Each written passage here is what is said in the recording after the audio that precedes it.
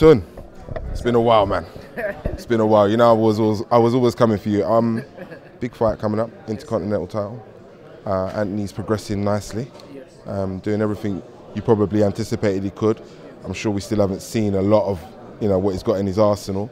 That will be to come. But talk about this next fight. It's not the opponent that he wanted, but it's a credible opponent all the same, and there's a big title on the line. Yeah. First and foremost, thank you for the interview. Yeah, absolutely. I think the way the dice rolled was actually in our favour, because when the original opponent was mentioned, Ryan Ford, a lot of people in boxing, outside of boxing, was saying, who's Ryan Ford? No one never heard of him. He's a Canadian, he was unbeaten, from an MMA background. I thought it was quite a credible opponent, but a lot of people, I was watching online, a lot of people wasn't happy with the opponent. But in comes Norbert Nemaspati. I can't even believe I got that right. You've done well.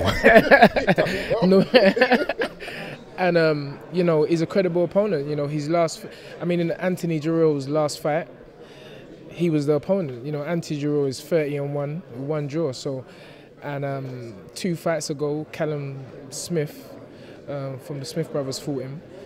And again, Callum's, I think, is he fighting for a world title this Saturday? Yeah. So this is some going. This is Anthony's 13th fight. Coming slowly and surely out of the embryonic stage of his career now. And I just feel that even though he's only had 13 fights, I feel this is a good opponent for him. Do you think that he's progressing in the way that you expected? 13 fights in European champion, Intercontinental on the line. Next year is going to be a big year for him. Should he come through this fight successfully? Definitely progressing the way I've known he was going to progress from the very start. It has been a meteoric rise, and things have gone really quick. But I think because I'm also the manager and the trainer, I feel that I've got a good bird's eye view on how things should progress, and I feel that Anthony's special. And special is not a word I will use lightly, but I just feel that he's got the skill set, he's got the punch power. In my mind, he's one of the hardest punchers in boxing, period, in any weight class. And I feel that, as time goes on, more and more people will see this. And wonderful boxing IQ. And these are the attributes you need to be successful in the sport.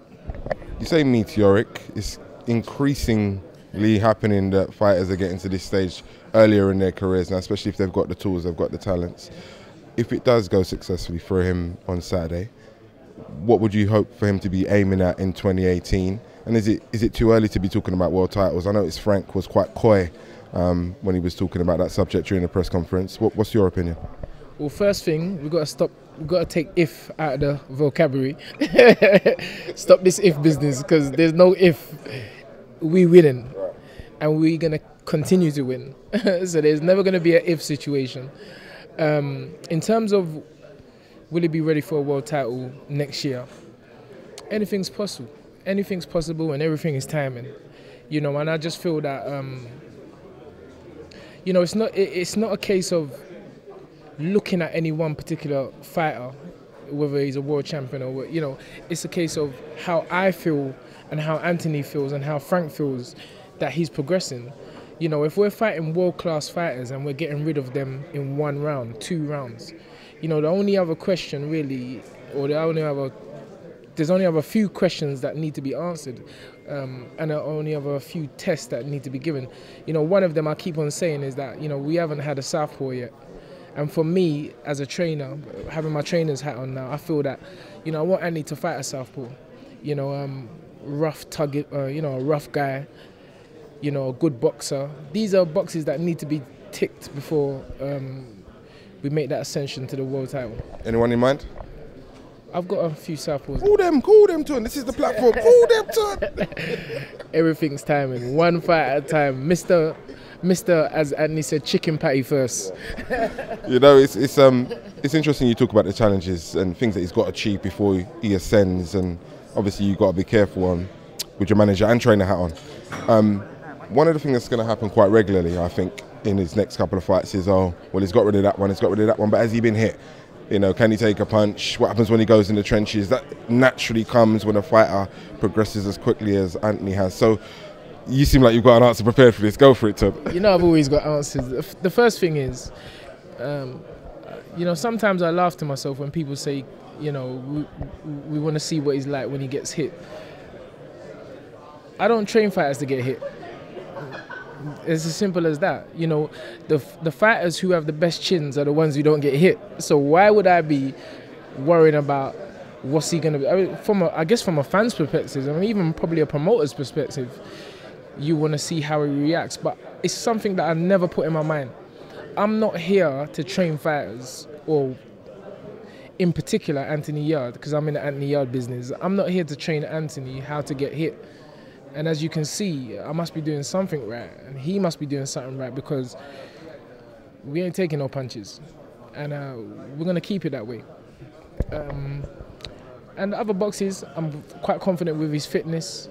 I'm quite confident with his boxing ability, and I know he can take a punch if it ever comes. Looking at the division, who in his light heavyweight division do you think is the best at the moment? Somebody maybe that you should be trying to emulate, or who has the kind of tools that, you know, dictates that they're the best? How is the division set up in your opinion? That's kind of what I'm getting at. Well, in anything in life, I always look at the number one. I'm not looking at number two. Number one, without doubt, is Andre Ward. He's the best light heavyweight in the division, and most certainly, you know,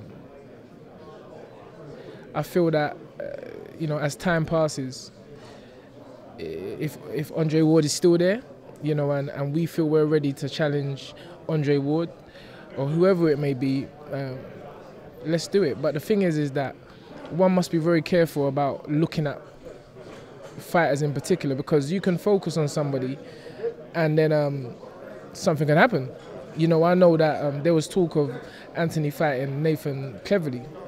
Well, he just lost his last fight and announced his retirement. So, you know, it's never good for me as a trainer and for Anthony as a fighter. My advice will always be to focus on yourself, and let's see what presents itself in the future. Going to be an exciting future as well. Listen, we're going to be talking about this on many occasions. So thanks for your time right now. Good luck on Saturday. Look forward to the future.